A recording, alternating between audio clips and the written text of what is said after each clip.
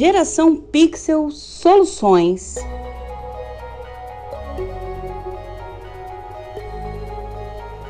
Venha para o mundo digital, o futuro está aqui.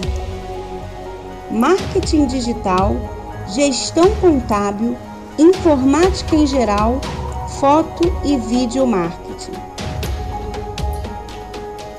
Criação de sites, loja virtual, aplicativos, cursos online e webinar. Gestão de redes sociais e criação de postagens. Soluções para a sua empresa.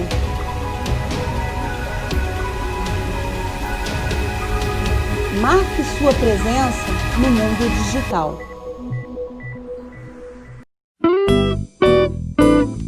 Praticidade, sabor, qualidade, você só encontra na Deep Freeze. Tenha mais tempo pra você em seu lazer. Comodidade, temperos caseiros, só nos congelados da Deep Freeze. Tenha mais tempo pra você no seu lazer. Deep Freeze, congelados caseiros, pratos light, sopas, sobremesas. Acesse www.deepfreeze.com.br. É Depois... só aquecer.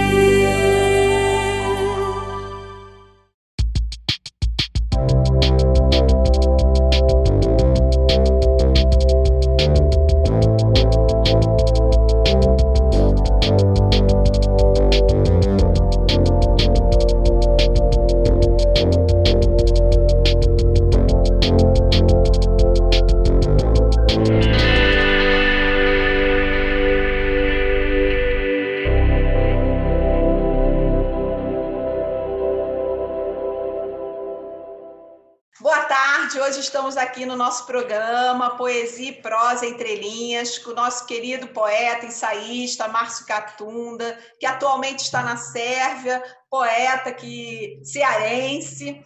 Aí, se apresente aí para a gente, Márcio Catunda, fale aí dos seus livros, o que você quiser falar para a gente. Bem-vindo à Capital I. Muito obrigado pelo interesse de vocês, em especial você, Gisele, que é minha colega da Associação de Poetas do Rio de Janeiro, né? A APERJ, e é uma alegria podermos falar alguma coisa aqui, um intercâmbio a respeito de literatura, de poesia, que é efetivamente o que me interessa mais na nossa vida. Então, eu sou o que sou, e muita gente já sabe, mas quem não sabe ainda, eu digo que sou o primeiro poeta, depois também prosador, e a minha vida inteira foi acreditar na arte da palavra, que expressa os sentimentos humanos, não é? Destacando o valor afetivo da palavra, que se chama poesia, né? Isso é a poesia, uma definição, uma das definições de poesia.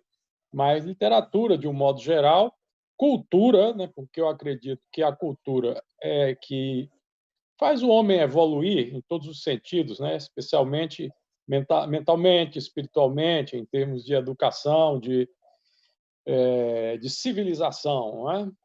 Então, eu acredito nessa bandeira e continuarei acreditando. Se for falar de mim, eu falo das minhas ideias, que são as ideias que eu aprendi com os grandes humanistas do que eu li, não é? Que eu estudei através da minha formação de leitor. Ô, Márcio, fala uma poesia aí para a gente, dê essa honra para os nossos ouvintes. Veja bem, assim, por acaso, por sorte minha, eu estou agora memorizando um longo texto, mas não vou dizer ele todo, porque é muito longo. E é uma ousadia, um atrevimento que eu quero realizar, de fazer um longo recital, uma performance, como se diz atualmente, não é? recitando sozinho num palco e tudo mais, um monólogo em poesia, porque é difícil tanto para quem faz como para quem escuta. Então, eu vou dizer um pequeno fragmento, que é o início desse poema, que se chama Sortilégio Marítimo, é uma contemplação do mar. O mar parece como uma espécie de religião para o contemplador que expressa a sua emoção diante daquela beleza, daquela grandeza que é a paisagem marítima, né? Ele é ambientado no mar do Rio de Janeiro, de Copacabana e a Zona Sul. Então, diz assim: do mirífico pontilhar de Niterói, aos pés do sinuoso relevo, até as pedras ocres do Forte Copacabana, o céu se debruça sobre a tarde anoitecida. Borboleteiam gaivotas como pétalas derramadas do manto glacial das nuvens. A flor das águas exala estático esplendor. A espuma borda o esmalte azul turquesa. O vento insufla a neblina intemperante. Passeio escutando o ritmo imortal que embala a alma atormentada entre o regozijo manso e a dolorosa oscilação do sentimento, o sereno milagroso da sombra estremecida. Ó poderosa flutuação de filamentos que se precipitam em ardentes pulsações, filho do tempo, doador do frêmito das mutações, na festa do ar e da luz, tens no pulso a música das torrentes vertiginosas, magnífica miração de melodia, alegre, alado, aos ares elevado, vem voejar no vento venturoso. Giras os espelhos álacres em filigranas e alinas, bebo nas pálpebras a limpidez com que afugentas os demônios, a alegria devocional das crepitações. Guarda o segredo do meu grito renegado, projeta na aurora do presente o prodigioso tumulto de sensações. Abandono-me ao vento, na fulgurante fuga evanescente. 7 graus de latitude sul, sob o trópico de Capricórnio, Copacabana bordada de espumas até o istmo onde começa Ipanema. Para esse é o começo. Vem cá, no fundo, você esconde a sua carioquice, né não? É um cearense muito carioca. Desta parte, eu posso me intitular o mais carioca dos cearenses. Mostra aí um dos seus novos livros aí para os leitores poderem adquirir ou verem. Eu sei que você tem muitas publicações. Eu vou explicar o que está acontecendo. Eu estou morando na Sérvia porque eu sou diplomata aposentado, a minha esposa ainda trabalha na embaixada e eu estou agora aqui, mas a minha vida tem sido muito itinerante. Então, os livros mais recentes que eu publiquei estão todos no Rio de Janeiro, na biblioteca de lá. Eu tenho uma biblioteca aqui, outra lá e outra em Brasília, onde tem lá uma casa dos parentes que eu deixei uns livros. Então, os livros mais recentes não estão aqui, estão os mais antigos, e já é uma quantidade bem considerável. Eu não sei se quantos livros solos você já tem, Márcio Catunda? Quantos livros solos? Bom, se eu contar livros e discos de poemas musicados, vão dar assim uns 40. Então, o que eu tenho aqui agora, por exemplo, eu tenho bem uns 30 aqui em cima desta mesa. Desde 1976, os primeiros livros que eu publiquei, né? Numa fase que estava no Ceará, depois fui para Brasília, depois para o exterior, depois voltei, depois de novo para o exterior. Em cada país eu fui publicando livros, em cada lugar onde eu estive. E tem o lance também dos poemas musicados e tal. O que você então deseja mostrar? O que você deseja mostrar para a gente? Como você tinha me dito que eu mostrasse os livros, eu trouxe um bocado aqui, mas eu não sei se as pessoas vão ter paciência e interesse em ver tudo isso. Eu posso tentar explicar rapidamente o que eles significam, tá? Eu gosto da trajetória, do tempo da poesia. A poesia que você escrevia em 70 é diferente da poesia que você escreve hoje, que eu com certeza acho que é mais elaborada. Lê uma poesia das antigas, do livro aí que você tem à mão? Pronto, vamos dizer, esse é o meu primeiro livro individual, que se chama Incendiário de Mitos. Dá para ver aí, né? A capa é uma caixa de fósforo saindo um fogo aqui, uma faísca. Então dá para perceber como era a minha cabeça naquela época. Eu tinha 18 anos, é claro que eu só pensava em revolucionar o mundo, seja lá por que fosse o método, né? Então, Ótimo. Tá legal? Você quer lê uma dessa, gostei. Quer que eu leia um, então? Sim. Eu vou ler um aqui. Se chama Taverna Existencial. Já não tenho ouvidos para a mentira, embuste que aflora dos lábios da revelação. Já não tenho olhos para espreitar os crápulas do dinheiro, ditadores do mundo manipulando em joguetes a nossa sorte. Resta a voz do protesto para denunciar e declarar toda a violentação do desespero. Quero eutanásia para as deserções de viver. Estamos em volta da mesa e jogamos um jogo perigoso e sorvemos o ópio da humanidade. Agora, reprimidos, agrilhoados ao medo e sem participar, morremos da loucura de sobreviver, párias refugiados num bar de desencontros. Na realidade, bem atual, né? Porque a revolução se faz todo dia no sentido de nos revoltarmos contra a corrupção, né? Contra a impunidade. Eu acho que isso é muito importante aonde quer que a gente esteja. Márcio, fala aí um atual. Eu vi você declamando na Travessa, lá no Leblon, um poema em espanhol, um livro que eu achei mais erudito. O que você quer nos apresentar, então? Márcio. Eu vou mexer aqui na montanha de livros que está por trás do telefone. Acho que vou desestruturar um pouco. Deixa eu mexer na imagem para eu poder buscar um livro desse, porque eu editei diversos. Ô, Márcio, eu sou psicóloga, né? E uma das coisas que eu gosto, né, de trabalhar com as crianças é justamente o montar, o deixar cair e o remontar, porque assim a gente estrutura a nossa personalidade também. Esse brincar de torre que você derruba. Então, se caísse tudo, faz parte da vida, do desenvolvimento. Exatamente. Eu já estou reestruturando aqui. Eu tirei lá debaixo dessa montanha de livros um livro dos que eu escrevi na Espanha, que se chama Jardim de Ortigas. Então, eu tenho essa veleidade de ser um autor também de língua espanhola.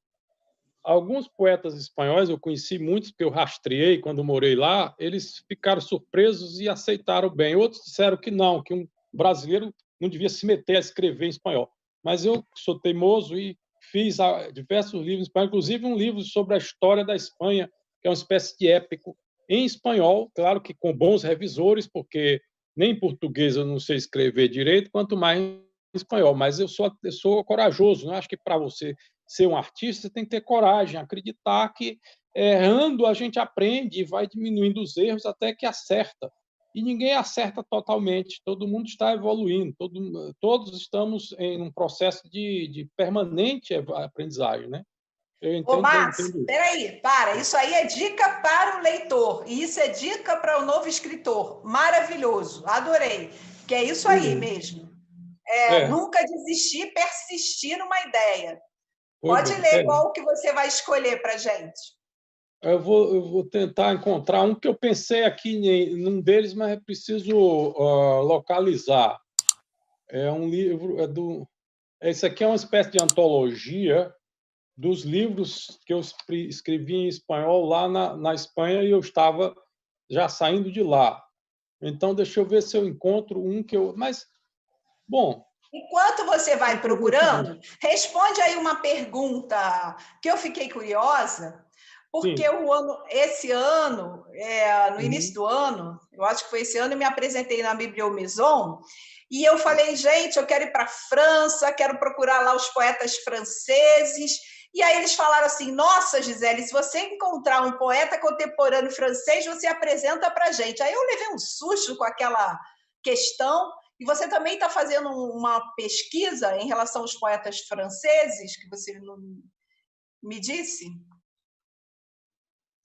Exatamente, então, eu fiz uma biografia de 24 poetas, fiz um livro de biografias de 24 poetas franceses, aqueles principais, né, os mais famosos, porque eu sempre tive uma atração pelo idioma francês, os meus mestres, lá, desde o tempo que eu morava no Ceará, falavam muito dos grandes poetas franceses, os poetas malditos, não sei o que lá, e eu fiquei com aquilo permanentemente na minha cabeça. Para mim, os maiores poetas do mundo são aqueles franceses. Claro que aqui na América Latina nós temos também poetas magníficos na língua inglesa, na língua espanhola, na língua portuguesa, mas esses franceses, até pelo desafio de você estudar uma nova civilização, não é? Eu gosto de fazer coisas difíceis, embora não seja capaz de fazer de bem feito. Se eu fosse capaz, aí eu seria realmente uma figura importante, sabe? Mas eu gosto de fazer as coisas difíceis com calma, com aquela concentração que precisa ser feita. Ô, Márcio, importante. Ser importante é uma coisa muito relativa. Eu considero você um poeta muito importante. Perante aqueles nossos queridíssimos e adorados amigos, nós somos importantes, mas a importância é uma coisa tão, não é, relativa e tão transitória, porque por mais que a pessoa tenha notoriedade, fama, é pouco tempo que ela desfruta. E muitos deixaram a obra feita para que os pósteros desfrutassem e eles viveram apenas para escrever, como Fernando Pessoa, Augusto dos Anjos e outros, que não viveram, eles hibernaram a literatura porque o futuro recebesse aquelas bênçãos que eles deixaram, legaram. Né? Entendi. Na realidade, morreram sem ganhar um tostão furado, completamente duros, muito doentes, duros, e só depois, pós-morte, é que foram considerados grandes escritores e poetas. E é por isso que eu gosto muito do Rio de Janeiro, dos saraus todos que acontecem, os grandes eventos, e a oportunidade que qualquer poeta, escritor tem de poder expressar e dizer a sua poesia. É claro que é completamente diferente da sua trajetória, porque considerando a quantidade de livros, resenha, aqui, ó, tô até com o livro que você fez aqui, ó, aí pra gente, do festival, Márcio Catunda, aqui. Um poema, né, que eu incluí. Você fez aí pra gente. Orelha, né? Ô, Márcio, achou o poema aí para ler? Agora é sua vez, vamos lá. Achei. Este poema, como eu escrevi a respeito dos grandes autores espanhóis também, então este aqui é uma homenagem ao santo poeta que é o patrono dos poetas, São Juan de la Cruz, né? É considerado um dos doutores da Igreja Católica e um místico assim, em estado de absoluto êxtase espiritual. Então, vou proceder aqui à leitura. Faz tempo que eu não o leio, então relevem se eu tropeçar um pouco. El santo enamorado, los huesos quebranta en la cartuja celda, para gran luz arrodillado, los prados esmaltados adoraba. Es que en Macera se dejó ver Ana de Jesús, era de Medina del Campo la reina. Su estar presente embelezaba. 13 meses fuera Juan de Yepes rector de Alcalá. El alma se le bajó al fondo de sí.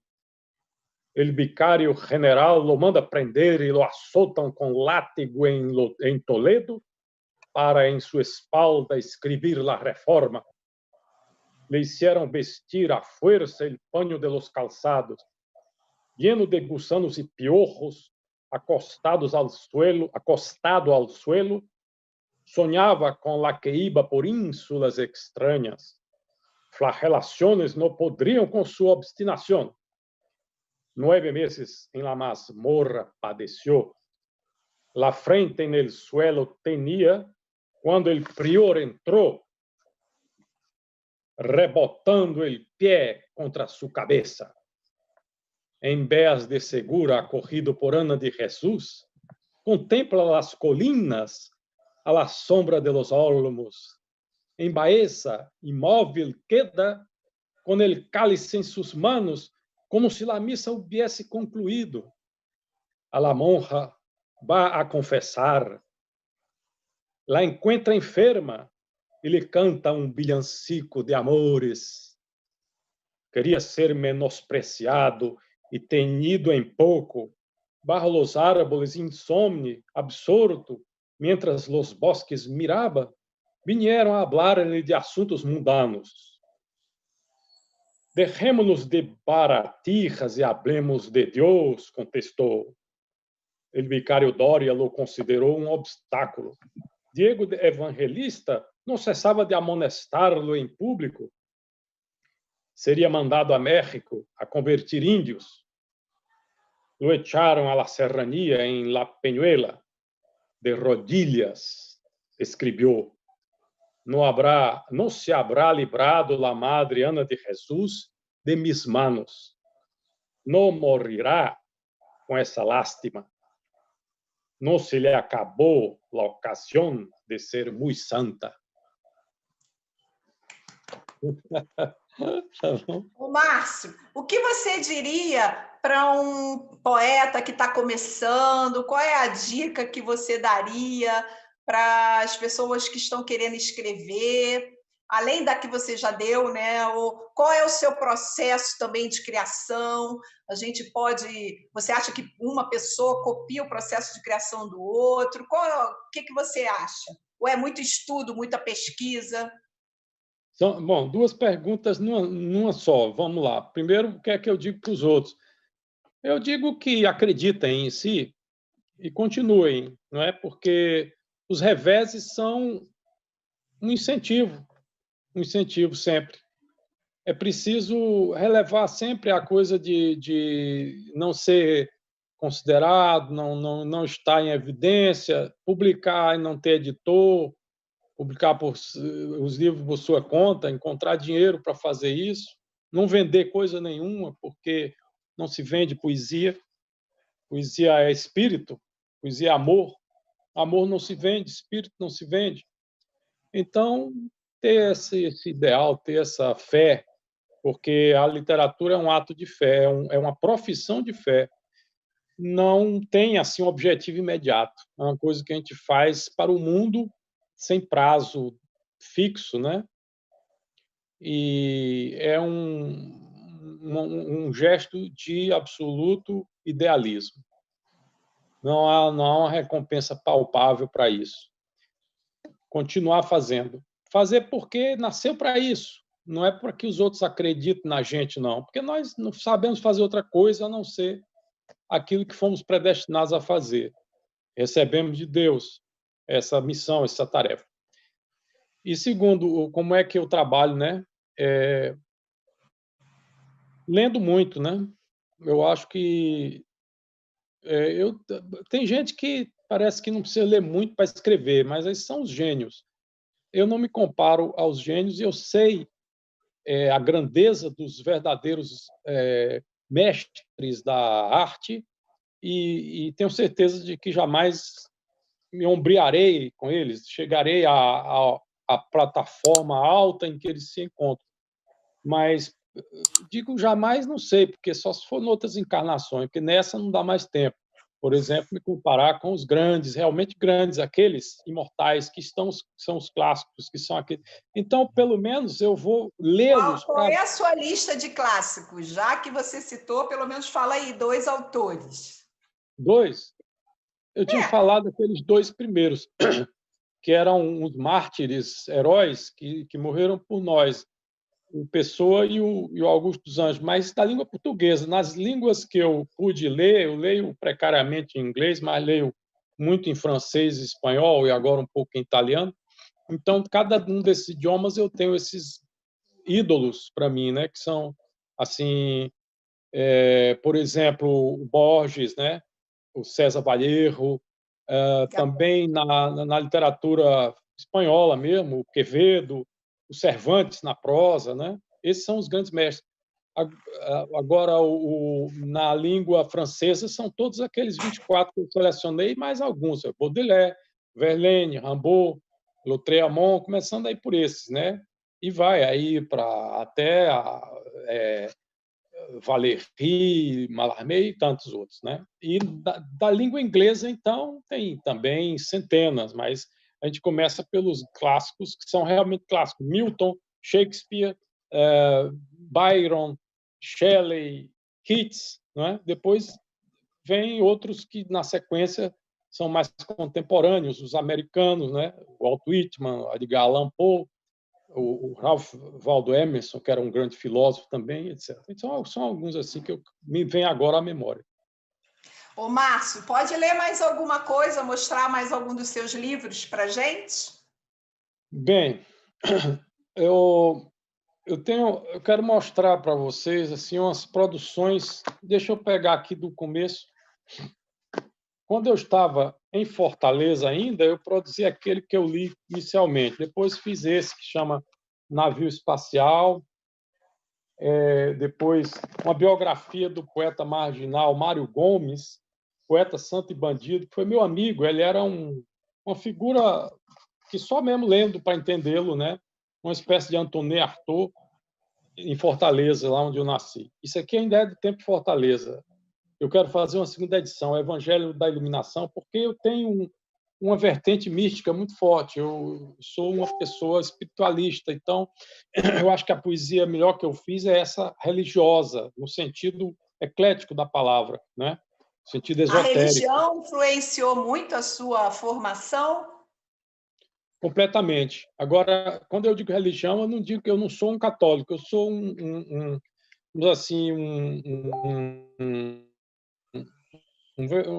versátil, sou versátil em termos de religião. Eu escolhi elementos fundamentais de muitas religiões para formar para mim um conjunto de crenças no qual eu me inspiro para acreditar em Deus, num ser superior. O conceito de Deus é diferente para cada pessoa, não é? Quando alguém diz, fulano é religioso, já fica logo com pena, diz, coitadinho, ele vai se ajoelhar lá para o padre, todo domingo vai ter que ir lá dar um dinheirinho ao padre, ou então todo domingo vai beijar a mão do pastor, e o pastor vai tomar o dízimo dele. Quando fala em religião, mas a religião, para quem fala assim, está por fora, né? Religião é uma coisa universal, não é? É nesse sentido que eu entendo, né? Nessa época de pandemia, então, Márcio, nessa época de pandemia, você que continuou viajando, você chegou a ficar assim em algum lugar preso, sem poder pegar avião? Como é que foi isso? Bem, esses episódios mais recentes na minha vida deste ano são exatamente isso que você falou. Eu fui ao Brasil, cheguei ao Brasil dia 28 de fevereiro, depois do Carnaval, e ia realizar alguns eventos lá, mas principalmente em Fortaleza e em Brasília. E aí ficou tudo suspenso por causa da crise sanitária que nós sabemos, né? E eu fiquei 5 meses, então, no Rio de Janeiro, que eu ia ficar 2 meses, fiquei 5, com medo de também, não só medo de viajar, mas sabendo que não ia ter o que fazer, porque eu chegar em Fortaleza, onde eu tenho muitos amigos, e fazer um lançamento do livro, as pessoas não iam simplesmente, nem sequer o espaço ia ficar à minha disposição, porque iam dizer que eu estava correndo um risco e tudo mais, né? Então, os primeiros meses eu fiquei no Rio realmente recluso, muito angustiado, porque a vida social, cultural no Rio, não é? A vida cultural no Rio é aquela movimentação permanente.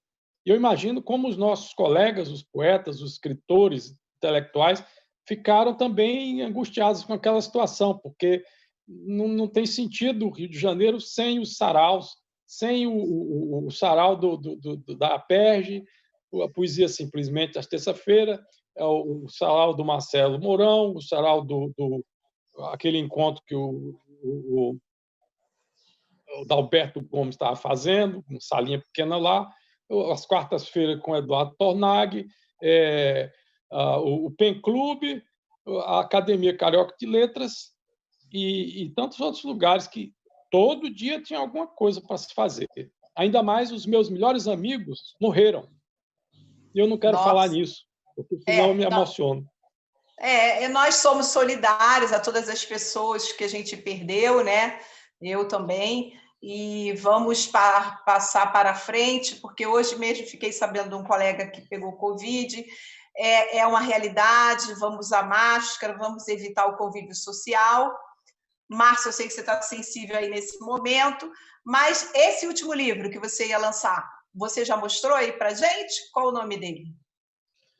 Então, este livro está no computador, num pendrive, que se chamará Paris e seus poetas visionários. É uma crônica das minhas viagens a Paris, são 4 viagens, e em cada uma delas eu vou visitando os lugares onde moraram os grandes poetas franceses e vou narrando a biografia deles, a proporção que eu vou andando, passeando na cidade. Então, tem um pouco de crônica, de biografia, de história da poesia e de ensaio até um pouco também, porque eu analiso, às vezes, muito mal analisado, porque eu não sou um crítico literário, mas eu analiso a poesia do ponto de vista de um poeta, né, na sensibilidade. Mas dá muito trabalho escrever. Eu só não desisti porque não tem como desistir mesmo, né? Se eu deixar de eu acho escrever, eu vou muito fazer importante toda a vida. quando a gente tem um sonho, como você mesmo disse, a gente realizar. Vai adiando, mas um dia realiza. Ô, Márcio, me diga aí. Diga O lá, quê? diga lá. Já estamos realizando, só de continuar trabalhando, né? Isso mesmo, só planejando.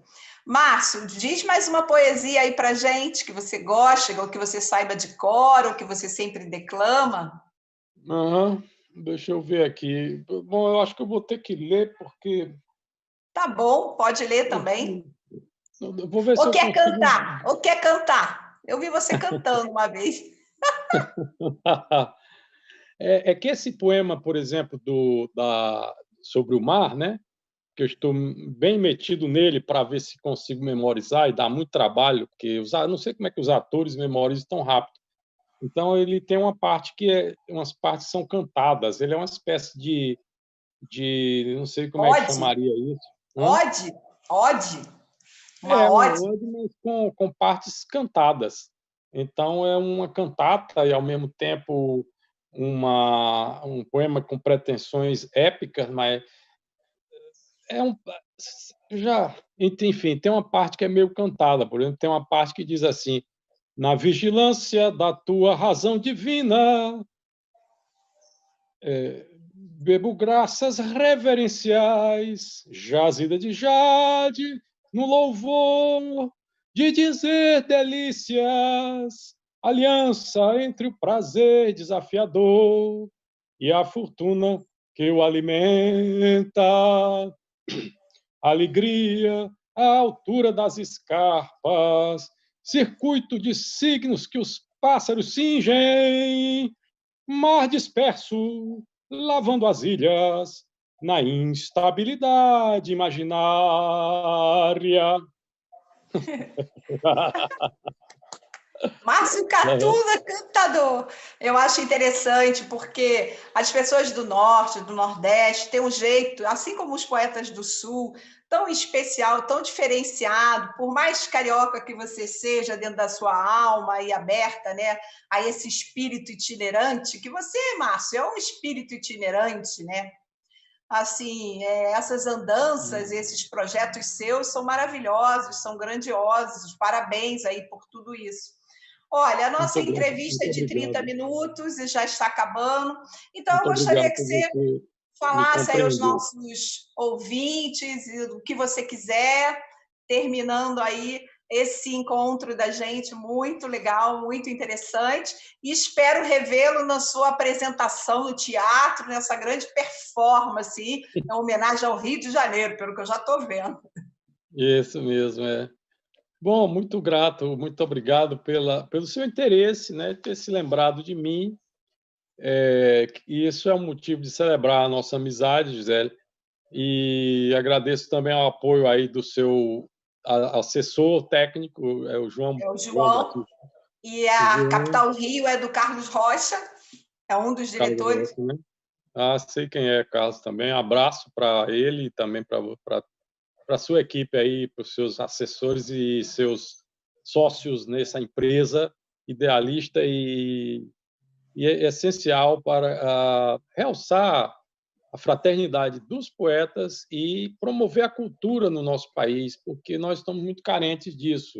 A sociedade brasileira tem que cada vez se ligar mais em cultura, né? Cultura e na cultura mais essencial, mais densa, que é justamente são justamente as expressões mais sofisticadas da arte.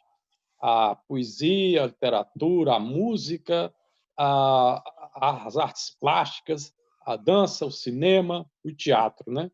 E esses são fundamentais. Os demais são acessórios. São acessórios. Futebol, carnaval, as novelas de televisão são boas, mas elas são para tempo residual. O tempo essencial é a gente se ilustrar mergulhando e emergindo nas coisas que tenham mais densidade, de forma que a gente possa maximizar, potencializar o aprendizado em função do tempo. É isso que eu digo. Que muito obrigada pela sua presença. A gente sabe que você aí está já adentrando a noite, aqui é de tarde ainda. Grande beijo para você. Espero revê-lo em breve. Muito obrigada, Márcio. Muito grato, Gisele. Uma honra e uma satisfação estar com você aqui nesse diálogo. Obrigada, querido. Até breve. Até breve.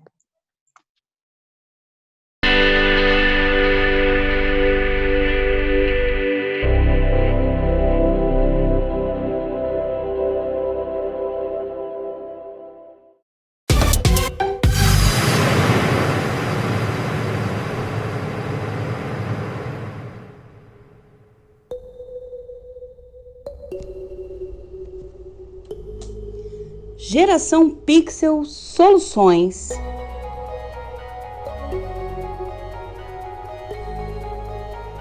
Venha para o mundo digital, o futuro está aqui. Marketing digital, gestão contábil, informática em geral, foto e vídeo marketing.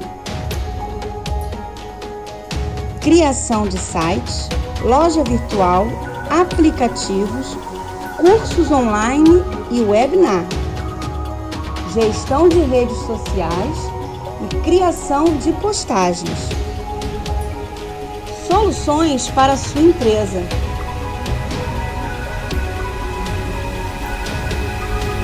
Marque sua presença no mundo digital.